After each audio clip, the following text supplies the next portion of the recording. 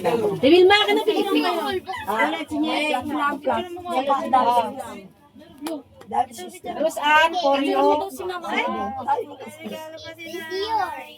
Sister Wilma. Ay, tapos ka na. Sister Wilma, for you. Palpito ngayon doon. Ay, sandali. O yan, picture lang natin sila bago kantahan.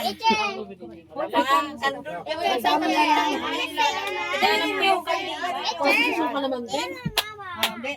Tingin na. Ano yan, ayan. Picture muna. Ay, video ba? Sige, picture mo muna sila. Picture sila ng pagkain.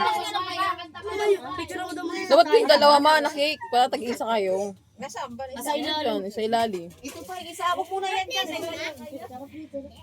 Wala na kasi yung bilog. Naubos na daw. Ang haba na lang.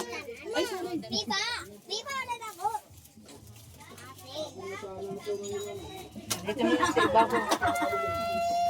Letret pambuksan nyo yung Patong na lang dito ta. Alam mo, may ipuglo. Baka na lang nila. Dihawakan na lang ni sister. Dito ba yung coke? Okay? Hindi, okay na yun. Okay, pitapos ang picture. Picture mo na picture, tas video. Hawakan nyo na lang kaya yung cake. Hindi mo kaya, may picture sila. May regalo pa silang hawak. 1, 2, 3. Uy, baka ano yung kandila mo to? Ayun na, video mo na. Okay, ito naman, hawak nyo dalawa, kayo ay picture Uy, ulit. isa lang. Video lang dito kasi yan. Kasi wala nang kailangan mo siya. Oh, 1, 2, 3, go, blow. 1, 2, 3, go, blow. Haba ng musika.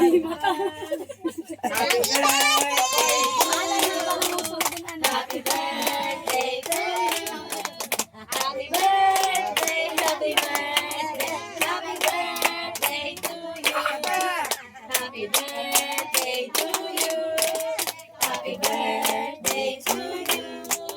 Happy birthday, happy birthday, happy birthday to you. Ayaw mo na lang, dance ko na.